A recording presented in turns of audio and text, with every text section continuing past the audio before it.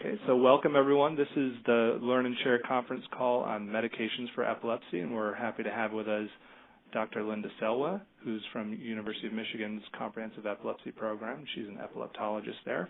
Can you introduce yourself and just kind of give a brief overview of your experience?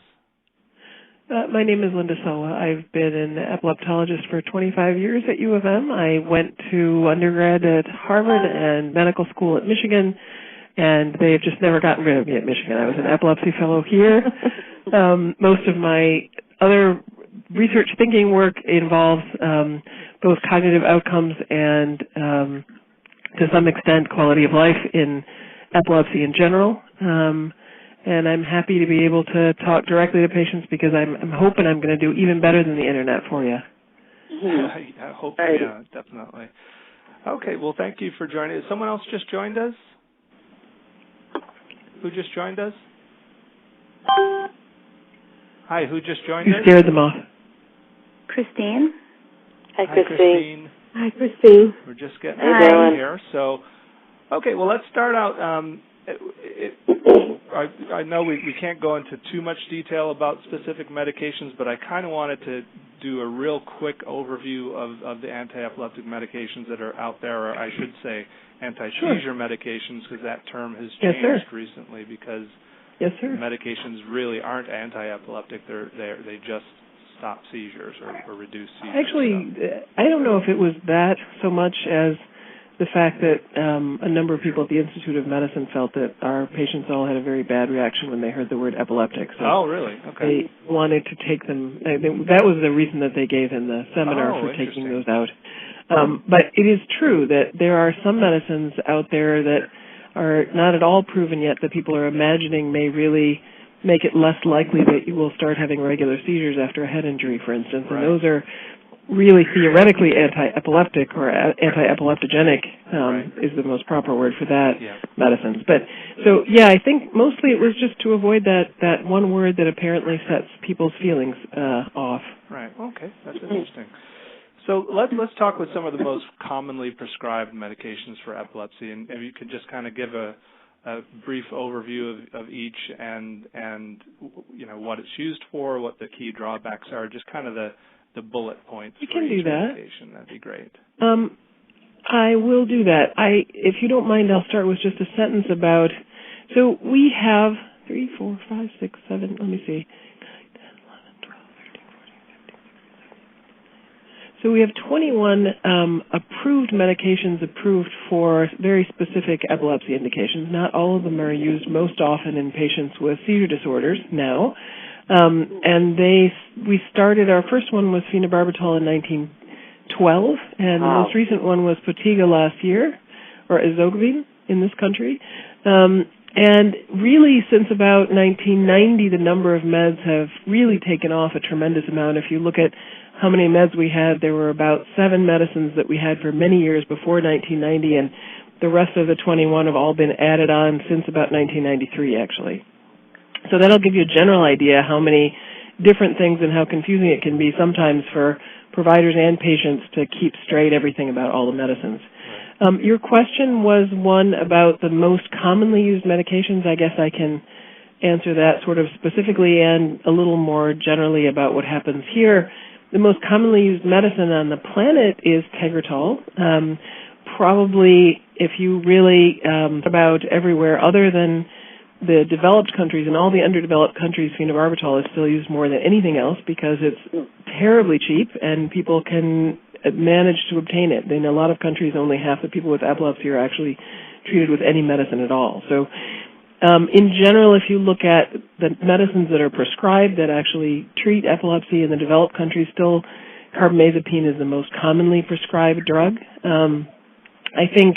I don't really have numbers for which of the newer medicines are more commonly prescribed, but I suspect that levetiracetam and topiramate are probably getting close, and lamotrigine in this country to that. There are also very specific medicines that really treat different kinds of seizure disorders. So if you have a particular seizure disorder and your doctor's been careful about doing an EEG and an MRI to decide what you have, there are some medicines that work for some kinds of seizures much better than others. If you have absence epilepsy, for instance, Tegretol would be a very bad choice because that would make those seizures more common instead of less common in the majority of patients. So it's difficult to say that there's a sort of a one-fits-all idea about seizure medicines. There are many things that people consider when prescribing them. In the recent past, actually, there are a number of places getting more excited about how much money is spent on healthcare, both in this country and other places, trying to figure out if the new drugs, which we were all hoping as epileptologists had less side effects, really had any significant benefits over things like carbamazepine and even Dilantin that was used for a long period of time. In some ways, they do have benefits. In some ways, they may have a slightly better side effect profile. In some ways, for some kinds of epilepsy, they can be stronger. So deciding which medicine to take is both a consequence of what other medical conditions you've had, what kind of epilepsy you have, and how things fit.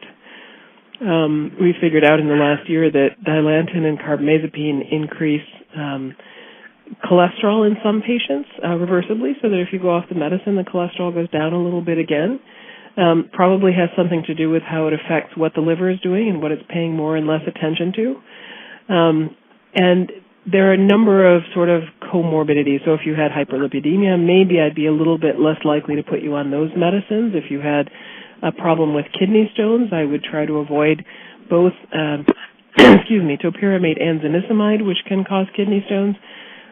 If you had a tendency toward dizziness, there are certain medicines that we might give a little bit less. If you had a tendency toward weight gain or weight loss, there are certain medicines that more likely cause weight gain, mostly being Depakote and pregabalin, and some medicines that most likely cause some weight loss, which some of the drug companies have capitalized on, including zonisamide and topiramate. So just in general, I guess I'll answer the question by saying there are certainly some that are more commonly prescribed, but medicines are tailored really to a number of individual factors about both what kind of epilepsy the patient has and what other kinds of medical conditions they have that may make us feel like one is a better choice than another. Right. Yeah. Now, in terms of some of the less commonly prescribed ones, are there like for example, tiagabine or Gabatril? That's one that I haven't heard anything negative about, like with Felbamate, for example, or Felbutol, that has a potentially very serious side effect. Is there a particular reason why that's not prescribed more, or because I don't think I've ever heard of anyone actually being on that? So right. There is a lot that goes into that, and it's pretty much the same sort of stuff. Tiagabine is a little bit less strong than many of the rest of our medicines, sort of like gabapentin, which eventually was sort of co-opted by the pain folks because it really works just as effectively or more for pain than it does for epilepsy.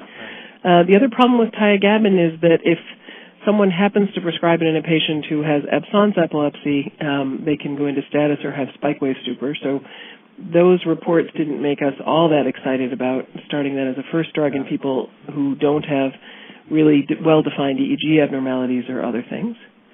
And Felbamate, I agree that it's dangerous. We never prescribe it unless we don't have a lot of choices, but I'll tell you, it's also a very strong medicine. So there are lots of ways of looking at these things, and I don't see them as, I see them each one sort of individually as a character and not as a summation of horrible things and good things. Right. Okay. Let's talk a little bit about the benzodiazepines. It's kind of a unique class of medications, and how they're used in epilepsy, both as rescue medications and as adjunctive therapy. So Valium is probably the first medicine approved for epilepsy in, I think it was 1963.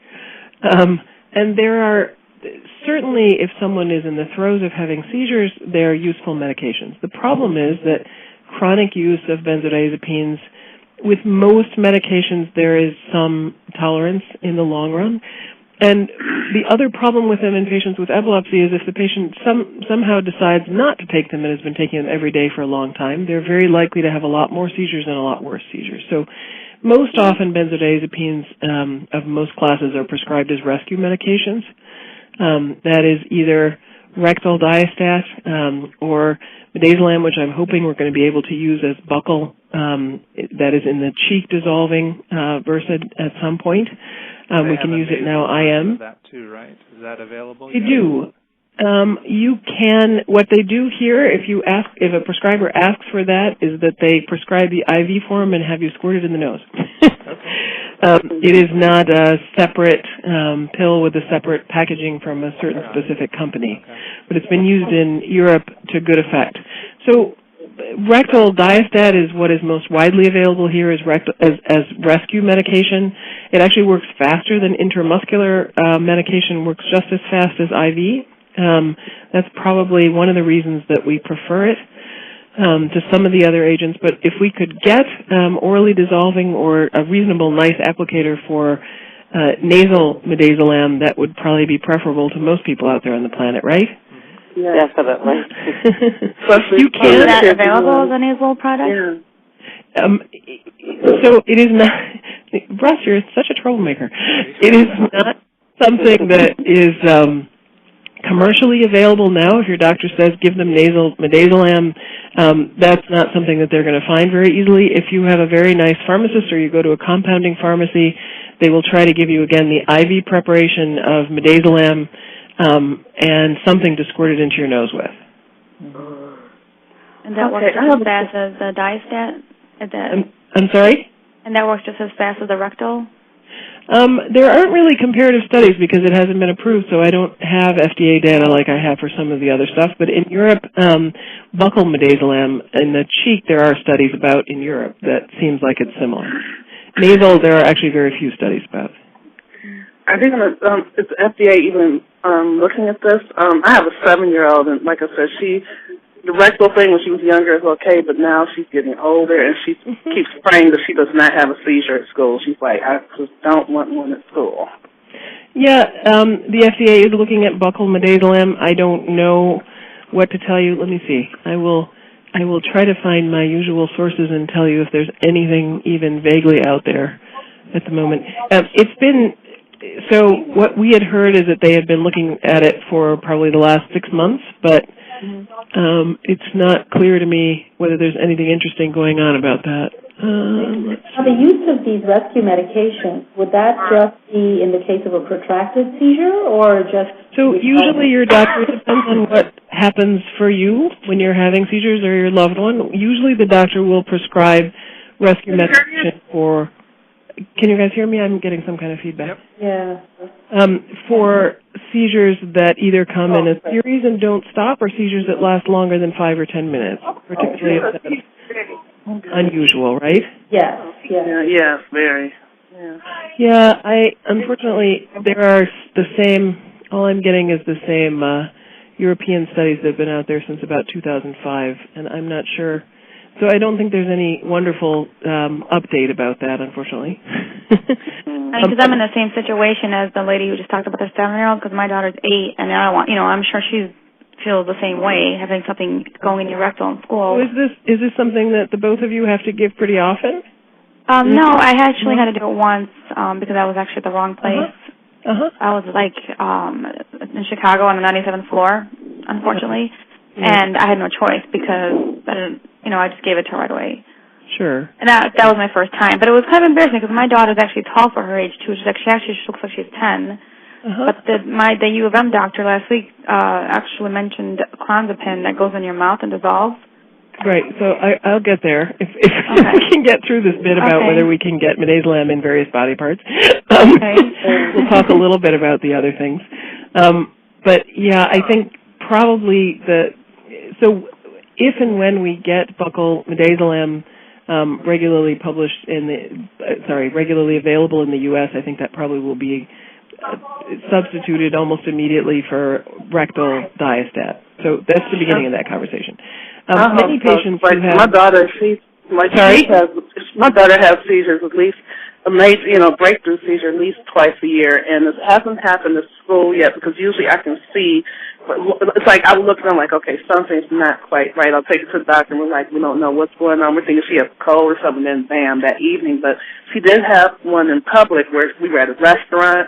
She's like I said, she's 7 now. She's had at least 2, breakthrough ones since she was 16 months old. So breakthrough seizures don't necessarily require rectal diastat, right? You know that. So if the seizure is... But it is with her, it's like they come on and then it's like a phase, and I'm like, oh, what in the world? And they're sitting here, and we're waiting. It seems like the 3 minutes is the longest 3 minutes of your life, and you're sitting here, and she's still going through the thing. And then my husband, thankfully, he's a special education teacher, so he's been trained with some of everything, because he has students who just like her, and he said, we got to do this diastat now. He said, time has passed, because it's like, he'll tell me, Jen, just wait. Right. So the other choices for patients who have multiple seizures or have seizures who go on are using oral medicine. So she has that too. Sorry? She uses that too. I'm sorry, guys. She's using Keppra and epilepsy also daily. So I wouldn't advise that as breakthrough medicine, and we're still trying to talk about benzodiazepines here, I think. Yeah. So for most people, what we use for breakthrough long seizures or a bunch of seizures in a day is oral lorazepam. That works reasonably quickly, not within maybe 2 or 3 minutes, but in 10 or 15 minutes if you're having seizures repeatedly. That will give you help most of the time. There are other medicines that are sometimes used, particularly in the generalized epilepsies. Sleep it off? Are you hearing people talking? Someone has background noise, someone talking in the background. If you could mute your line, please, by pressing *6, we'd appreciate that. So the benzodiazepines are also used as chronic therapy in some cases and can be very useful, particularly in the symptomatic generalized epilepsies. Certain kinds of epilepsy respond very well to chronic benzodiazepines and seem to be a little less tolerance-building and problematic in terms of other things. We've had Klonopin that we've used as a long-acting agent for that purpose for a long time. This last year in 2011, another medicine that's been available in Europe and Canada for a while called Onfi was also approved for that kind of epilepsy, maybe with a little bit less sedation than some of the medicines like Valium or even Klonopin can have for some patients. So we're finding that's a little bit less sedating and a little less problematic for many of our patients. That's the rest of the question about benzodiazepines that I wanted to answer. Okay, great. Klonopin is also used for anxiety as well, right? But it only works in 20 minutes. No, I don't believe that Klonopin only works for 20 minutes. No, I'm saying it hits you in 20 minutes. Probably something like that, yeah. I'm just asking because I take that for myself for anxiety. Uh-huh. And I've been taking it for a few years, so I'm actually shocked that it's also used for seizures. I had no idea. It was invented for seizures, actually. It was. It is a longer-acting medicine than Valium and Xanax, which really only give you a few hours. Klonopin has a half-life that's in the 10 to 12-hour range, which is why people feel like it might be more useful. Oh, okay. Can you talk a little bit about the newest medication to come out, Potiga or Azogabine? Sure.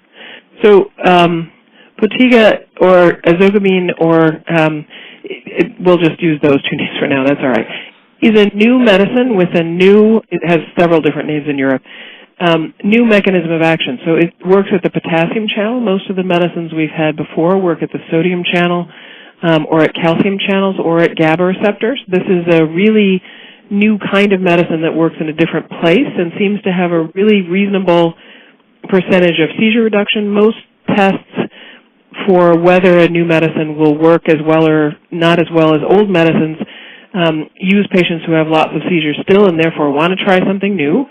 And in those patients, often they have fairly frequent seizures, and the best guide for many years, probably for 20 years now, has been how many of those patients who have lots of seizures have a 50% more reduction or 50% or more reduction in their seizure frequency. So the efficacy of the medicines is measured in how many patients who try an experimental drug have their seizures cut in half. That's considered useful, right? I think most people would agree that having half as many seizures is probably useful.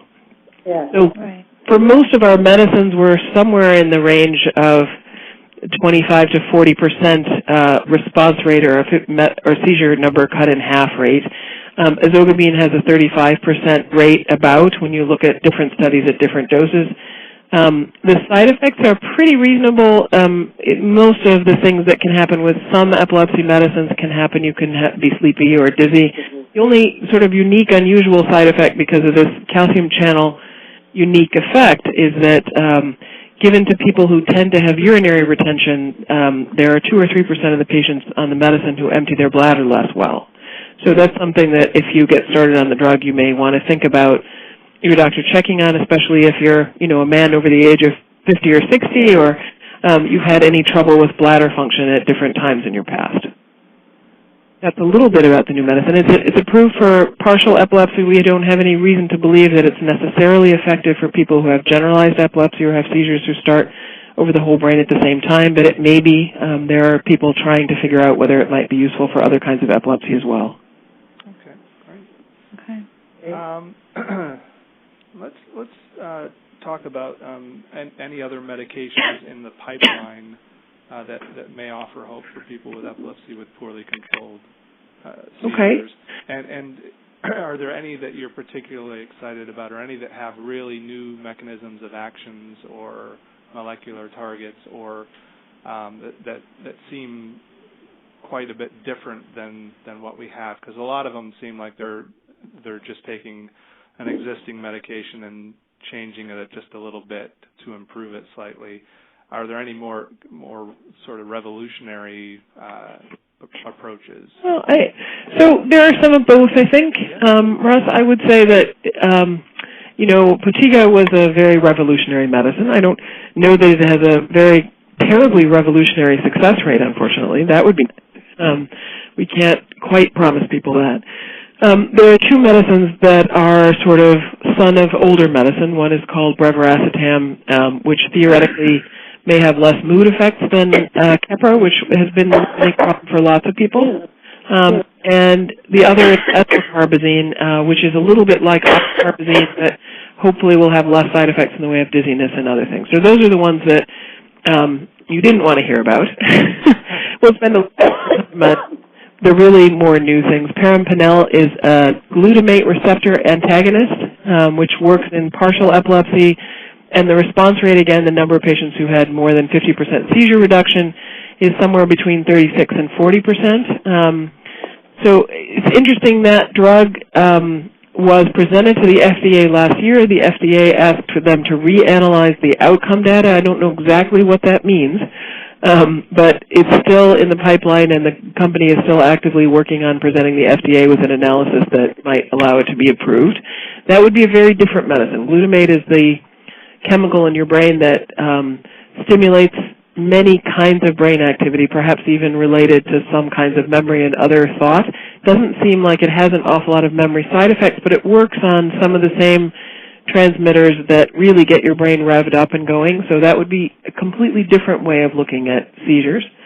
There's another rather new medicine subtype or class type represented in a medicine called ganaloxone, which works at neurosteroid receptors, at receptors usually somehow related to progesterone, if you understand what that means. Estrogen is sort of the female hormone that is responsible for female sex characteristic developments. Progesterone is one of the things that you have a lot more of in pregnancy or more of when you're building a uterine lining. That is sort of an attempt at working both at GABA receptors, which is an old mechanism, and trying to do something with the fact that we know that progesterone might inhibit seizures more and estrogen might increase seizures more. People have tried to use actual hormones for that probably since the 1950s with really no decent describable success. But this medicine seems like it also has about in the 35 to 40% seizure response rate.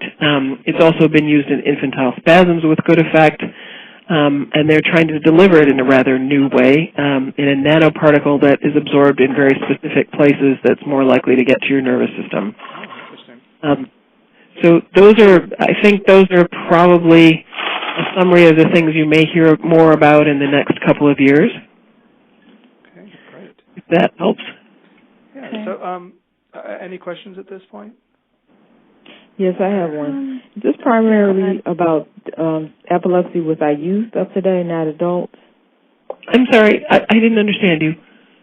Is this discussion about epilepsy with the youth of today, not the adults of today? No, this is for anyone with epilepsy.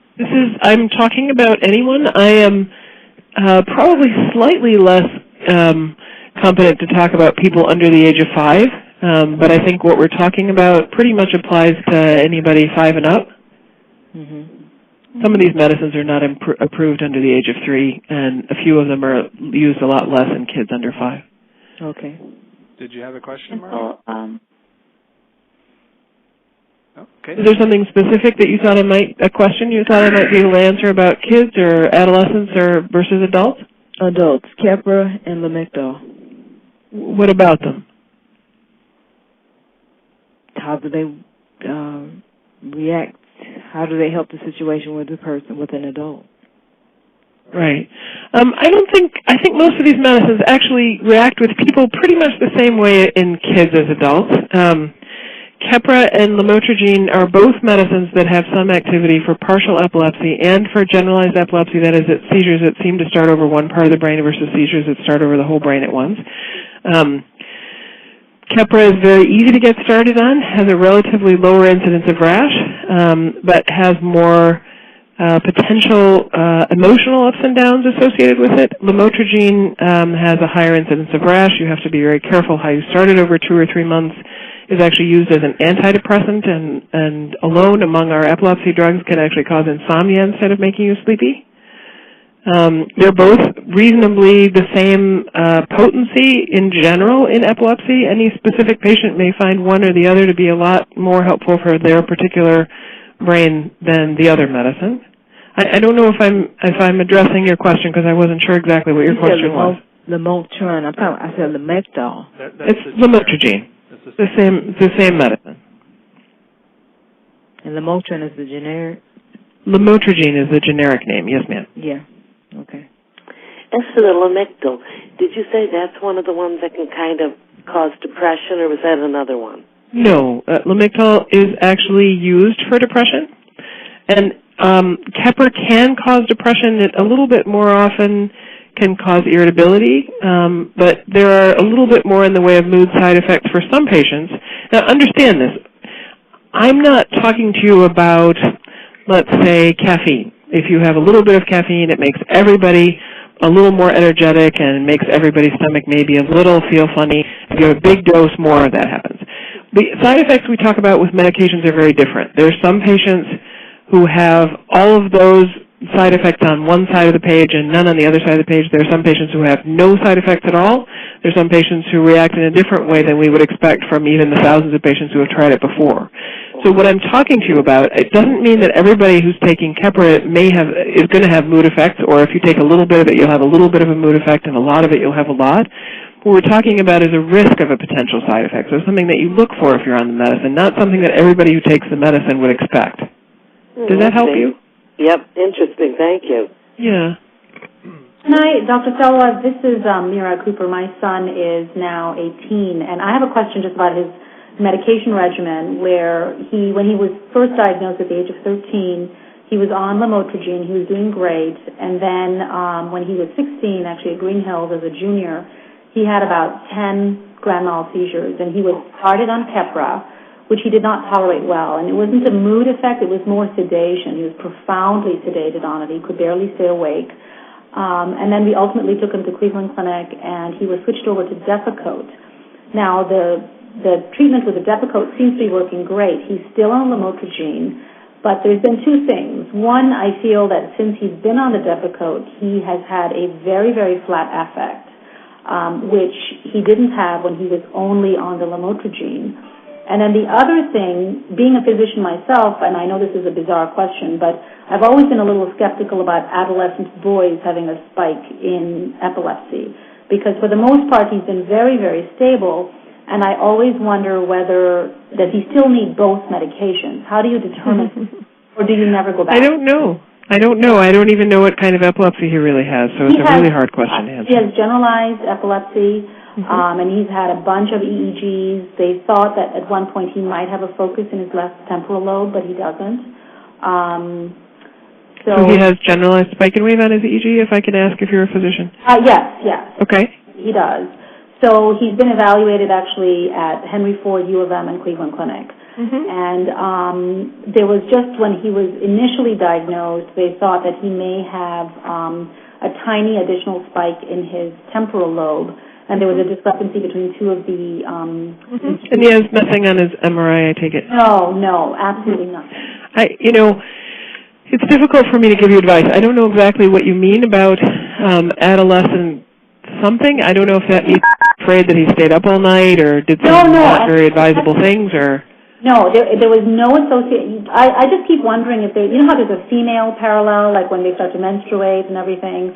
And yes, so 16 is a little late for that. Yeah. I don't think it's likely that he had huge hormonal changes, and I wish I could tell you why many of our patients are seizure-free for years and years and then start having a bunch of seizures. Sometimes, if you ask the patients, they'll tell you most often it's stress or other things that are just making their brain work overtime anyway. I don't know whether your son still needs both. I think the only way to really figure that out would be to take them away, one or the other. I don't know whether his blunted affect is from being on 2 drugs or whether that's a specific side effect of Depakote for him or whether he really had enough seizures that something changed a little in his personality, which I'm hoping is not the case. Oh, okay. The only way to try to sort that out would be to try to take away one medicine at a time very slowly. To be honest, the medicine with the best documented track record in generalized epilepsy is Depakote. Right. And I don't know whether to tell you to stop the Depakote and see if his personality is different or whether, theoretically for the long-term seizure control, it might even be not a bad idea to see what would happen on less Lamictal. Maybe that medicine wasn't controlling him to begin with and maybe isn't necessary, and maybe he'd do better on just one medicine. So I'm not his doctor. I can't be his doctor on this call. No. I just wanted to repeat but I think there are lots of ways of looking at that picture, and I think that's those are all things that you could talk about with his doctor. Yeah. Can you just comment on the comparison between phenobarb and Depakote? Because that has come up many times for other individuals who have generalized epilepsy. Phenobarb is not really particularly useful for generalized versus partial epilepsy, and I don't think it's as nearly as useful as Depakote in generalized epilepsy specifically. Okay. It's quite sedating for most adults who've never had it before. There are kids who started on it who actually can do very well on it in the long run without sedation, but for most adults who have never had it before, it's pretty sedating. Yeah, that was my impression always, but so many people said otherwise, so I just wanted to check. Okay, thank you. Doctor, my name is Bill. I am on 3 different medications, Keppra, Vimpat, and Lamictal. I recently was transitioned from Topamax to Vimpat. Would you make any comments about that? Just generalize what you see? I don't know how. So you're asking me... Let me clarify. Okay. Topamax has somewhat of a nickname as Dopamax, and I've seen myself as being much more emotionally stable and less depressed. Are you aware on Vimpat instead of on Topamax, is that right? Vimpat instead of Topamax, that's correct. Well, good for you. So keep taking it. I think that's great. I don't think that Topamax makes everyone cognitively impaired. I think that's not right. I think actually Vimpat is a very effective anxiolytic. That's why it's a scheduled substance, and we always have to print it and sign it and make you take that piece of paper to the drugstore instead of calling it in like we do everything else. So for some patients with certain kinds of sort of mood disturbances, Vimpat can be very useful for those things in a way that Topamax isn't. There are certainly patients who feel like their verbal memory particularly is different on Topamax. It's also one of the strongest medicines we have for seizure disorders, but it is limited sometimes by either cognitive or mood effects, and I'm glad you're feeling better. Oh, me too. Thank you. Right. Awesome. Okay, well, I wanted to talk about going kind of back to the very beginning is with the first choice of anti-seizure medication, because sometimes that's not made in the ideal setting. Sometimes someone might be put on Dilantin or something at the ER, and it ends up working, but then they might be stuck on that medication with undesirable side effects or long-term effects. And then in other cases, someone might be put on Keppra or another newer medication that's very expensive, and they lose their insurance, or they never had good insurance to begin with, and it works great, but then they're stuck with not being able to pay for it. How do we get that first medication choice to be more appropriate, and is there a way to do that? And also, what are some of the factors that go into the first medication that's chosen? Yeah, so, it's fun to hear it from this side. I understand everything you're saying very well, and I would one part of your premise that I object to is that you always there are always choices, always. Everywhere along the way there are choices. It depends on how much risk the patient wants to take, how much risk we want to take, and what the situation is around side effects or cost, right? But there are always choices. There are $4 programs for Dilantin and Tegretol at many pharmacies now. There are lots of things you can do around money, and there are lots of things you can do around side effects. So having 21 meds, I don't want to say anybody ever has to get stuck on something that they can never get off of. That doesn't make a lot of sense to me. So the way someone gets on Dilantin as a first-choice medicine is if you've had 2 or 3 seizures and you appear in the ER, many of our medicines can't be given in a whole big dose all at once to make that all stop, right? You can't start lamotrigine that way because then people have a nasty rash with Stevens-Johnson and they will get very sick. You can't give some medicines intravenously because that's just not how they're supplied, so you can't get them into patients fast enough in what's maybe perceived as a dangerous situation to make them better. Our ER doctors sometimes will start someone on a medicine that they need right now so that the rest of their night is better, and then talk to them about what they want to do in the longer term or send them to clinic to discuss what people want to do in the longer term. The other thing that drives the decision about epilepsy medicines is knowing something about the MRI and the EEG, which pretty rarely do we know something about when somebody wanders into the ER with their first seizure, right? So I don't always know when I see a college student at U of M who has a first seizure whether they have a generalized epilepsy or a partial epilepsy or sort of a combination of those or any number of other factors about their health and other things that I might want to know before picking the best medicine. So picking the best medicine is something that needs to be left for a time when you have at least a week or 2 or a few months to get people up to speed on the best medicine, which means in the meanwhile, while you're trying to keep people safe from having another seizure, people are often started on something that you can start easily and quickly, like Dilantin. Right. Okay. Even Tegretol, you can't use it IV, you can't get it quickly into people. There is now an IV form of Vimpat, which is one of our newer medicines. Nobody really knows how well that works, how fast you can get it into somebody. There is now some data about Depakote working pretty well in the acute setting, so you'll probably see a little bit more of that happening for people who may be suspected to have a generalized epilepsy particularly or who are not childbearing young women. There are lots of things that go into a decision-making about a first epilepsy medicine, but no one's ever stuck. Right. In terms of that first medication, or how often, as an epileptologist, when patients are referred to you, how often do you see someone being on an inappropriate medication, like they're having absence seizures and they're on Tegretol or something along those lines? Does that happen? We see it. The most common thing we see, to be honest with you, is people being misdiagnosed with seizures who don't have seizures. Wow. And being on epilepsy medicines for things that don't turn out to be seizures. I think, the standard of care for epilepsy, which everyone should know when they're getting care, is that everyone should have an MRI or an EEG at some point in the beginning of their diagnosis. There's no need to have one every year, especially if there were abnormalities seen that help us figure out what goes on. And the other thing that you need to know is if whatever you're having is not going away on your first medicine, you're already in the 30% of patients who are unusual, who have not gotten the right control with treatment. And being in that 30% of refractory patients, you want to start thinking about whether you want to see somebody who mostly takes care of epilepsy patients, or at least a practitioner who's very comfortable with different new medicines, since there are so awfully many of them since 1993 now, or not. But yes, there are certainly, we see people every year who, some of them had a VNS placed and didn't even have epilepsy, and some of them are on the wrong medicine. But that's what a center does who does only epilepsy care. We see folks whose seizures didn't go away with whatever someone tried, and therefore sometimes it wasn't epilepsy, sometimes it was the wrong treatment, and sometimes they're really, really bad seizures, and no one can get them to go away easily. Right.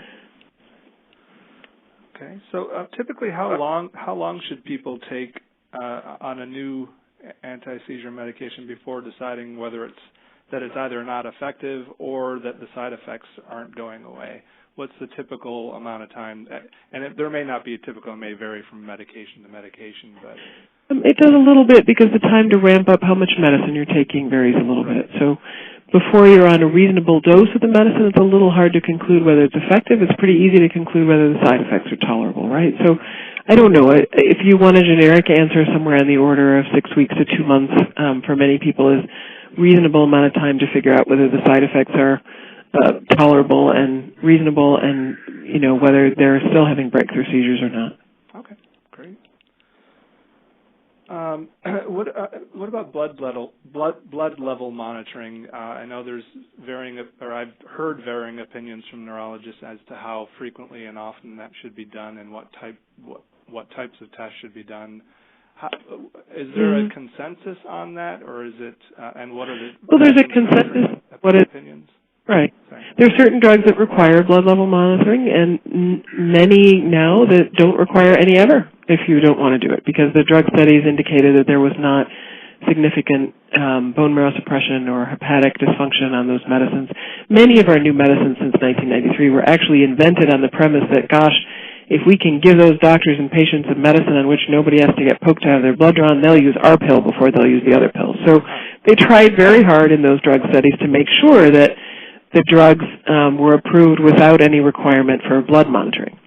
Now, that doesn't mean that your doctor might not sometimes want to know. So if you have had seizure control for 3 or 4 years on a medicine and you've either gained weight or suddenly started having a bunch more seizures, it's interesting for the doctor to have some baseline for how much of the lamotrigine, let's say, was in your bloodstream 5 years ago when you weren't having any seizures and everything was great, and how much is in your bloodstream now when you started having seizures again. So my habit, I don't really know what all epileptologists do. There's no requirement to do any blood monitoring on most of the new drugs. My habit is usually to check a blood level at some point when somebody is at a stable place once at least, so that we have an idea what they usually run on that medication, so that if something happens in the future, we'll know if someone comes into the ER in status, for instance, we can tell, you know what, the blood level is unmeasurable compared to the 7 that it was a year or two ago when they were well controlled. Maybe something happened and they didn't take their medicines. Those are all useful things for us to have a grasp on. So with most of the newer medicines, there's no requirement for blood monitoring. But many seizure doctors will still want to have an idea at some point vaguely where you are in the range, even though there's no consistent published range. It sort of depends on what lab you send it to, and there's no study that says what blood range your seizure medicine should be in to be effective. Within a single patient, we have an idea where they used to be when life was good, and within a large group of patients, we know sort of generally what levels we've seen that seem like they're reasonably average, middle levels, and what levels seem really, really high, and probably this person is going to have side effects at some point, or really, really low, and gosh, it doesn't seem to have touched them at all. Does that help a little? Yeah. So there are Tegretol, Depakote, even phenobarbital have recommendations for the frequency of monitoring. Okay. Why do they say that copper has the least side effects? I don't think that's true. I mean, they say it's the highly recommended medicine. I wonder who all these bays are. My daughter's 8 and she's on Keppra, but her mood changed in 360 when she got on Keppra. I mean, just like a little. Right. So you need to talk about that with her doctors. Keppra is not the only medicine that the person. And the only thing is that I want to put her on other meds because they described other side effects. You know, like checking her liver, rashes, and I just want to check that. So, I mean, her mood now is fine. I think maybe she's distracted. They also told me to give her B6, and I did. I don't really see a difference with it. So I just kind of just didn't give her that anymore. I just give her some. But I don't know if it was because she just kept raw. I don't know. She's a little better, not her behavior. Behavior is always a hard thing to sort out, to decide whether it's related to a medicine or related to many other things. But right, and a doctor every day has at least side effects, so. I would caution you about that. Sorry, are you on a cell phone? Because we're hearing an echo. I'm on speaker. I just took it off. I'm sorry. Can you hear me better now? That's better. Thank you. Well, yes, so that's why it's like it's confusing because they said to put her on Tegretol and the other one you mentioned, but then they said there's like a rash that might happen or this might happen. So many things might happen on any of these drugs. Right. So then just to keep her mood the way she was before. But then I just thought, now she's okay, and I think because she's in school now. It's terrible. I want to be all of your doctors. You know, I could change her medication, but then again, it's like, if Keppra has the least side effects, I want to stick to it because I don't want to have any other... Let me just say this to you. If anyone says to you, we know a medicine that has the least side effects for everyone, then they either haven't used enough medicines or seen enough patients. There is no medicine that has less side effects than every other medicine. It's not that simple, unfortunately. I wish it was. That'd be great. What would you compare Keppra to? Like Depakote? Is that what it's called? Again, different medicines are useful for very different kinds of seizure problems. So I'd have to know something much more specific about your daughter to tell you which medicine she should try instead of Keppra. But the incidence, for instance, you said something about rash. So lamotrigine does have an incidence of rash, but you know about that in the first month or two, and frankly, if you start the medicine very slowly, the rash almost never happens.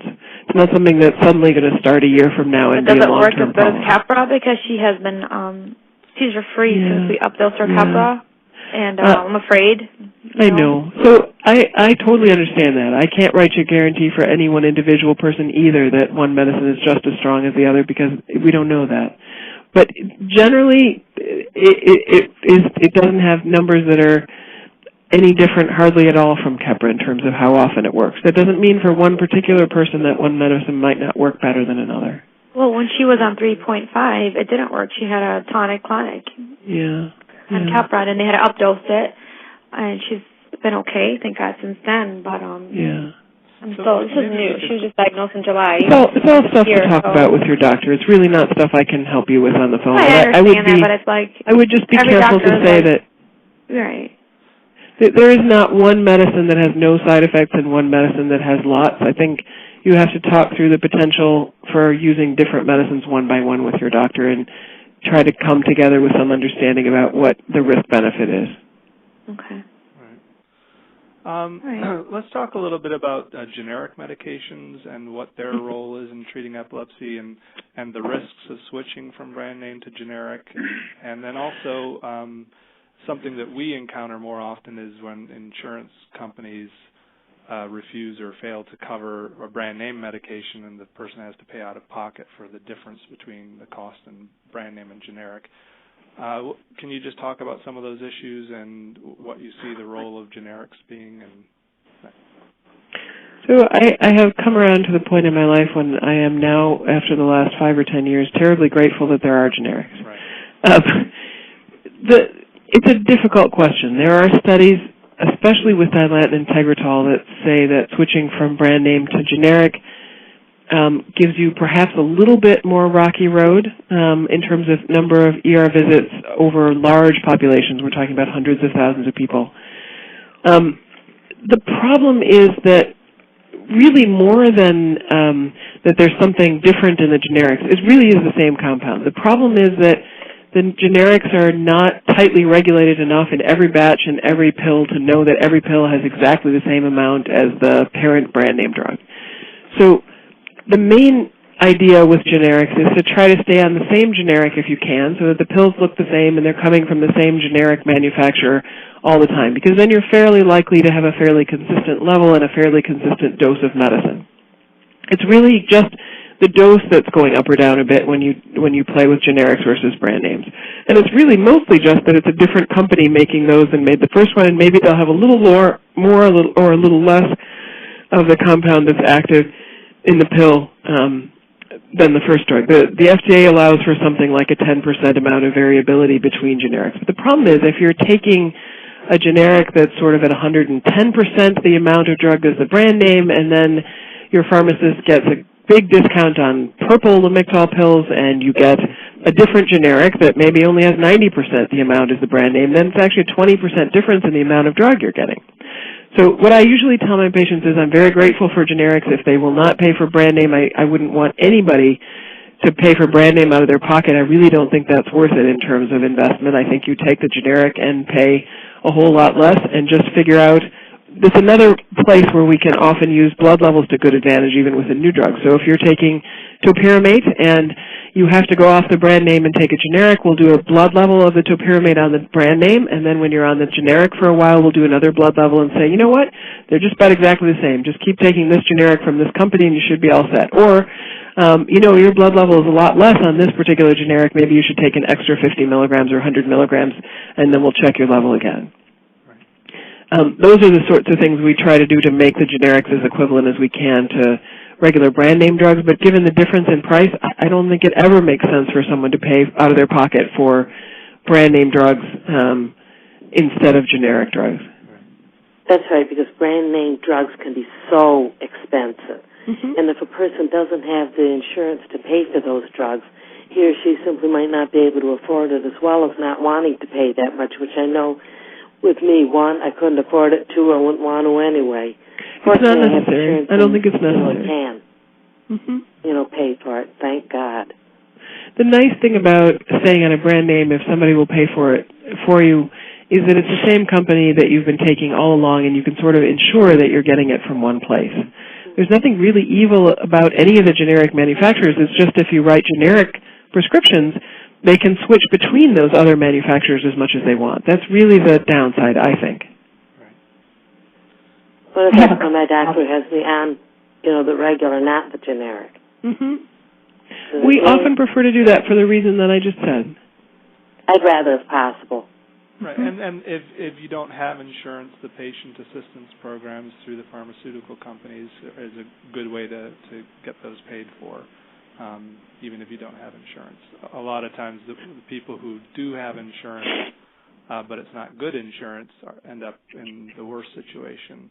So in cases where the out-of-pocket costs for medications are unsustainable, what are some other options? I know sometimes you can prescribe at a higher dosage and cut the pills in half, and that might slightly reduce the cost. Are there other that's not even a creative patient option anymore. We're constantly getting things in the mail saying, don't prescribe the 100 milligram pills, prescribe the 200 and make them cut them in half. It's much cheaper for us.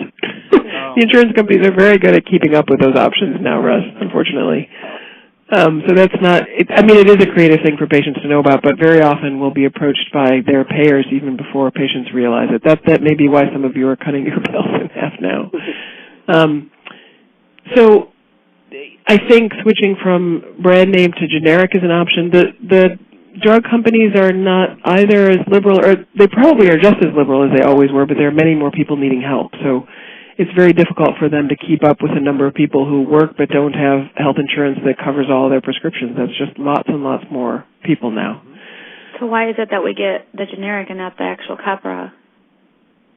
I'm sorry, in what situation are you talking about? No, I'm just confused why she was prescribed Keppra, but then she's got the one that starts with an L. Levetiracetam is the name, the pharmaceutical name for Keppra. Keppra is the name the company gave it because it sounds nice. So, levetiracetam is the same thing. It's okay. Keppra. It's Keppra.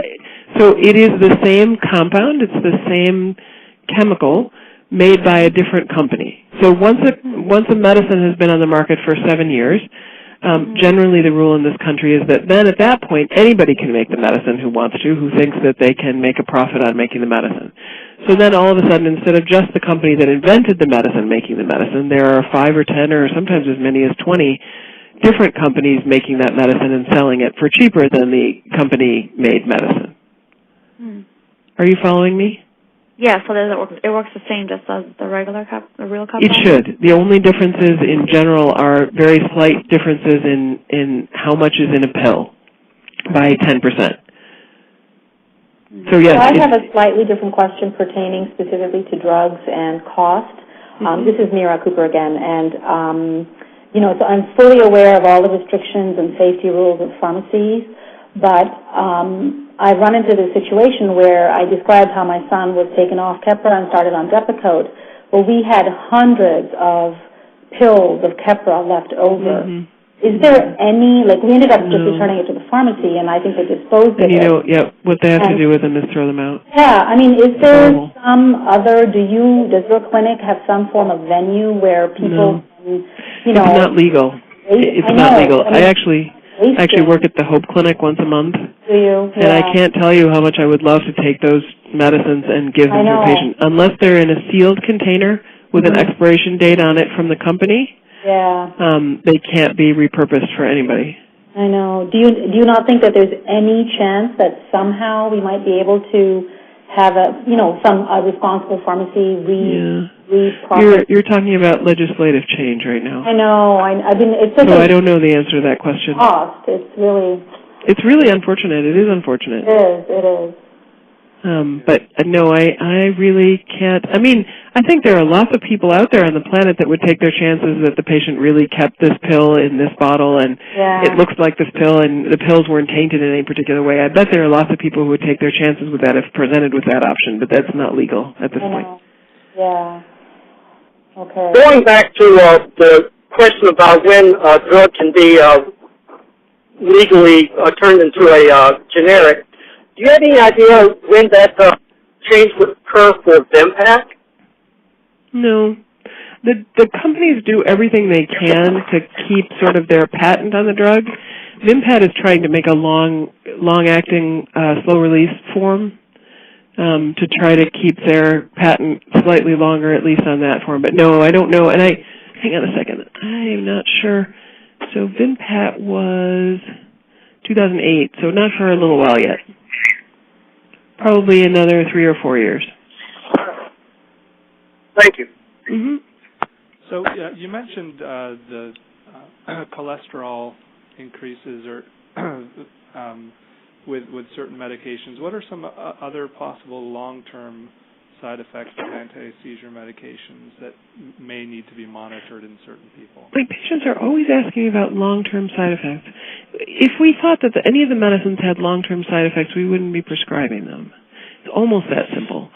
Cholesterol is something that's a short-term side effect that can cause long-term health issues, right? So that's kind of a little different. As soon as you take a pill, your cholesterol goes up. When you stop taking the pills, the cholesterol goes back down again. But having a high cholesterol for a long time is a long-term side effect. It's a long-term problem. What about bone density? That's a complicated question. I tell pretty much all of my patients to take vitamin D now, especially in Michigan. I don't. So I will tell you a little bit about the data and a little bit about why I'm really not exactly sure what to tell people. So the data that most of the studies about Dilantin and Tegretol particularly are based on are old studies that didn't differentiate at all what kind of epilepsy a person had or how active that person was, etc. If a person is, for instance, in a wheelchair or walks very little for a lot of their lives, their bone density is really bad. So almost all of and there isn't new data about the new drugs, but there is data saying that people who have taken Dilantin or Tegretol for longer periods of time have a lower bone density on average than other people. The problem with that data is that, at least from where they're looking, and you have to look at it over very long term because that's something that doesn't change over a couple of years. From where they're looking at it, no one differentiated between, whether these patients were ambulatory, normal, functioning, walking people who had the same kinds of issues about bone density as you would expect the regular population to have, or what percentage of these people. In some studies it was as high at least as 40% of people who were either wheelchair bound or really minimally ambulatory who were going to have very much lower bone densities. So there are studies saying that, and I think in general the more I hear about vitamin D, the more I think we all should be taking it, since about 70% of people in Michigan are vitamin D deficient. So I will hedge that by saying I think all of us taking anti-epileptic medicines or anti-seizure medicines or not probably should at least either take vitamin D or have it looked into. Don't you have to take that with magnesium in order for it to absorb?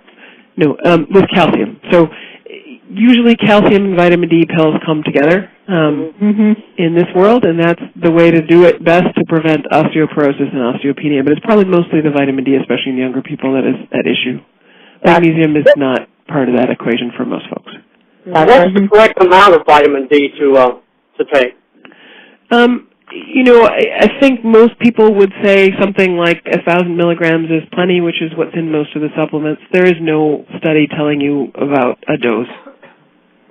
So multivitamin would be adequate? I'll tell like you. Flintstones or something? Yes. How did you know I was going to say that?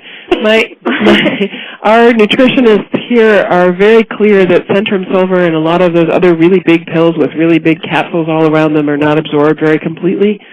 And they actually advise people to take Flintstones, and you can chew them up or not. Those medicines are just very easily dissolving and better absorbed by everybody. So I usually tell my patients to get Flintstone Complete or just to take vitamin D with calcium if they don't want to take the rest of the vitamins for some reason.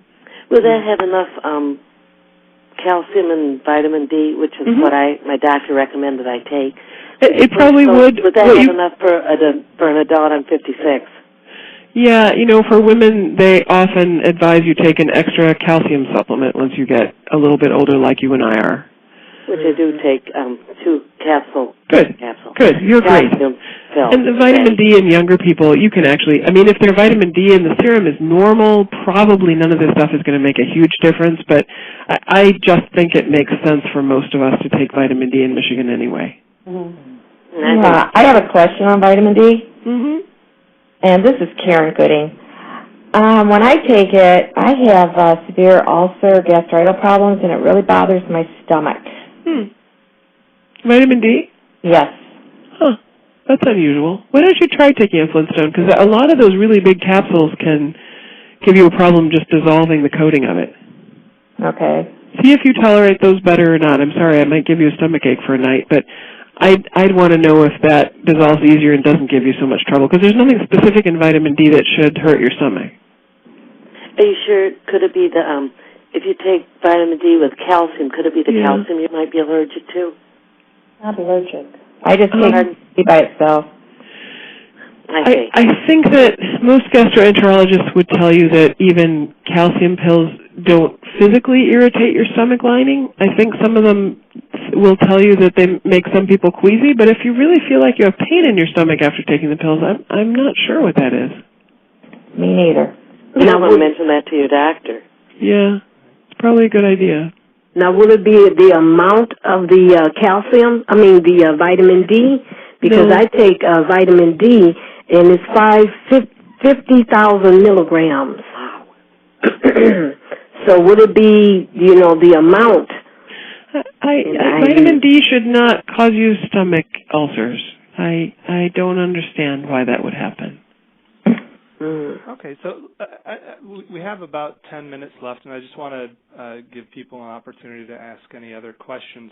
And just please, keep in mind that Dr. Selwa can't diagnose you or prescribe a treatment regimen over the phone without knowing more about your case. So just if you can keep your questions somewhat general and not... And I think maybe I'll address the VNS question since somebody was brave enough to ask that right up front. And it sort of ties in with what we're talking about today anyway, more than you may realize, because VNS is for patients who continue to have seizures on medicine, has roughly the same likelihood of cutting your seizures in half as one of the new medicine does for people who have less refractory epilepsy. So VNS is an outpatient procedure. It's fairly easy to do. It gives you a little bit of control, especially if you have a warning about your seizures. You can use a magnet and try to make them not so bad. It is not a medicine that will make very many people stop having seizures altogether. It's not a treatment that will do that. Epilepsy surgery does that much better. VNS, probably 1 in 300 or so patients can stop having seizures altogether with a VNS. Most people are just looking for better seizure control without any of the medicine kinds of side effects. VNS has its own potential side effects. People can feel a tickle in their throat. They can feel like they're a bit hoarse. It can make people cough. And you're wearing something that's like a pacemaker under your clavicle all the time, obviously. So those are for people who don't want to try more side effects from more medicine or are very sensitive to medicines and still having lots of seizures, it's a very reasonable alternative and does about as well as adding on another medicine without additional sedation or those kinds of side effects. It's not for everybody. I don't know what specific question you wanted to know about VNS, but that's... Well, I guess I was wondering, I heard it only worked in about 50% of the people who try it. Or it might help somebody some. That's right. It works in about 40 or 50%. Helps you some. Right, and there, again, works to an epilepsy doctor is I'm trying to help you understand that in our world, works means cuts the seizures in half. Right. Works does not mean never have another seizure. No, that's what I meant, just, reducing seizures. That's correct. It works. Most of the studies that I've seen are somewhere in the order of somewhere between 40 and 50%. So that's about right, and that's about what our new drugs do. We're all saying the same thing here. Okay. So do these drugs help them outgrow the seizures because of what I'm hearing from the doctors, or that's just to prevent them? I don't believe that we have a drug yet that makes epilepsy or the likelihood that you're going to have more seizures go away. I do believe that some patients, if they have lots and lots of seizures, that part of their brain, that bit of software that's not working right may get worse. Mm-hmm. So in that sense, it could help. I'm not sure how else to explain it to you. There are only a few drugs that people have tried to figure out whether they're useful in terms of. So one of the ways that your brain has seizures is it makes cells that have too many connections to too many other cells, or makes too much of a specific kind of bursting electricity where it fires many times rapidly in a row, and then can convince other cells next to it to do the same thing. There are some drugs that people are trying to make that change firing patterns of neurons in the brain and change the kinds of cells and the kinds of connections they make. But of course that's kind of scary, right? Because that's how you think and that's how you remember things. And the reason that those temporal lobe cells do all that bursting is so that you can remember a phone number that somebody gives you. So playing with that is both very interesting in terms of epilepsy, but very concerning in terms of effects on potentially cognition. So there are lots of people trying to figure out how to stop the seizure part from happening, the really abnormal software circuits, without impairing the ones that think for you. And that's not easy. That's for sure. I have a suggestion about people who take medicine. Is I don't know if anybody that's on the line now has trouble remembering to take their medicine. I do. Yeah. And I have this thing, it's called, Med Center, and it's, there's a box, Med Center talking alarm clock. And you can set it for whatever the time, and when it's your time, like if you want to take the medicine, say at 4 o'clock, it'll either beep or something, or it'll say that it's 4 o'clock, take your medicine. I'm not sure exactly how it's worded, but it actually does remind you to take it. And it'll say that for a full minute or until you shut it off, and then, it reminds you to take the pills. What I do is usually leave the pills next to the machine. When it goes off, I shut off the machine, take the pills. So or my friend reminds me. Otherwise, would I remember taking them? Are you kidding? Not all the time anyway. So just a suggestion, might help some people. Russ, do you know about those devices? Yeah, there's all kinds. There's a whole bunch of devices. Yeah, there's iPhone apps and all kinds of things to help you remember. So you just find a system that works for you, and if you go to your local pharmacy, they'll have several different options for you in most cases. So. Now, a question about just related to that. If someone does miss a dose of medications, do neurologists typically tell patients what to do in those situations? And what is there a typical recommended response if you realize, I missed a dose? I think almost all of us would say that almost any medicine, if you realize within 12 hours that you missed a dose, you just take that dose. Okay. If it's more than a day later, it gets a little more complicated depending on which medicine it is and how many side effects you have when you take more of that medicine. But if you didn't take your morning dose and it's nighttime, most people would say take the whole day dose then. Is that okay, do you think? That's what I'm telling you.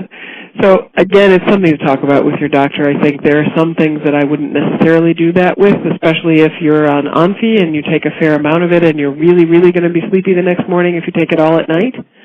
So in situations like that, it's not so great. It is physically safe in anything that's not really horribly sedating. If you were taking phenobarbital every 2 hours during the day and you decided to take that whole dose at night, you might be so sleepy that it would be really hard to come out of it, or to even, if you have sleep apnea, breathe as well as usual, or other things. So that's the only situation in which it really would be a little questionable if you're taking a benzodiazepine or phenobarb or something that's very sedating to you.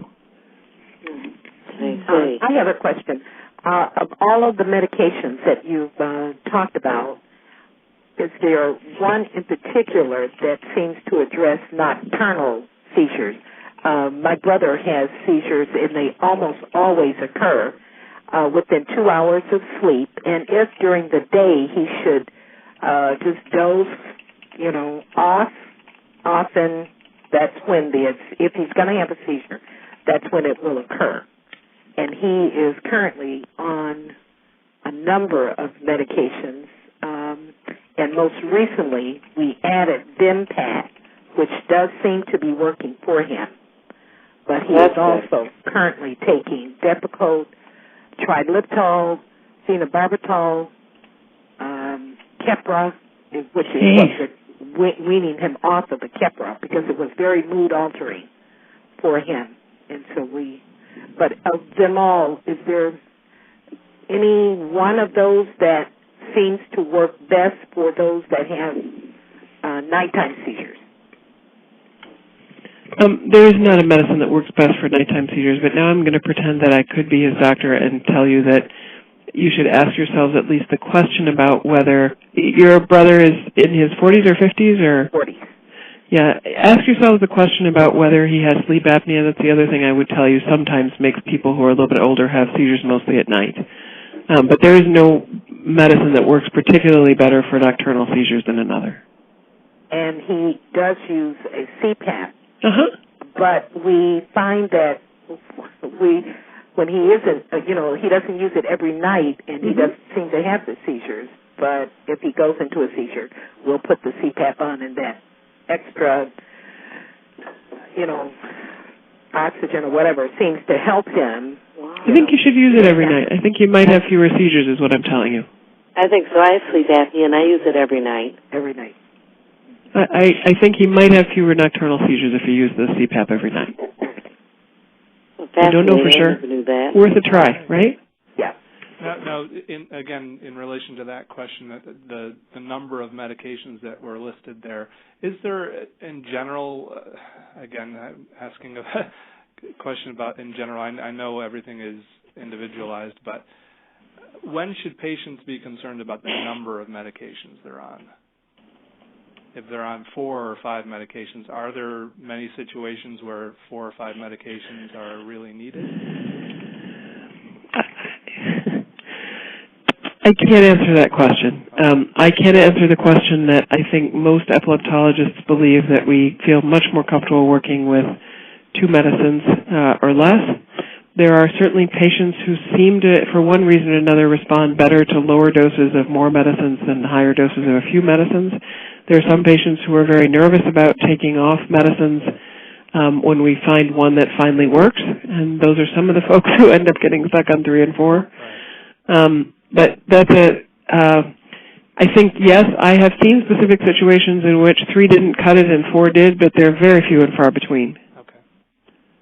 And I should add, he's also using, or he has the VNS, which didn't serve him at all. That was done in 2009. It makes the sleep apnea worse, probably. Say it again? The sleep apnea? The VNS probably makes the sleep apnea worse. Really? So in the process, as you were talking about switching and so forth, VNS then should be also treated like a medication, and we might consider just turning it off to see if... These are all things you have to talk to your doctor about. Okay. Yep. Is it true that when you're an adult and you have seizures, all the time, you've had them for, 20 years, that the likelihood of medication being effective is very slim at this point? How many medicines have you tried? Oh, a lot. Then that's probably true. So the only real recent evidence we have that I can talk about that with some sensibleness is that there are trials looking at efficacy of epilepsy surgery versus trying medical management, every new thing that they could think of. And in the medical management arm, something like 8% of the patients had seizure freedom, maximizing what medical therapy they had, versus about 70% in the surgical arm. So, yes, your chances are less than 20% for sure, and maybe even a little less than that. But like Russ was getting me to talk about there are medicines that are being made now that work in places that none of our medicines have ever worked. So I wouldn't give up hope. Right, and then maybe the vagus nerve stimulator, I could try that and see if that helps. Worth talking about. Okay. Well, it is a little past 1:30, so I want to thank Dr. Selwa for all your great suggestions, and thank everyone for participating.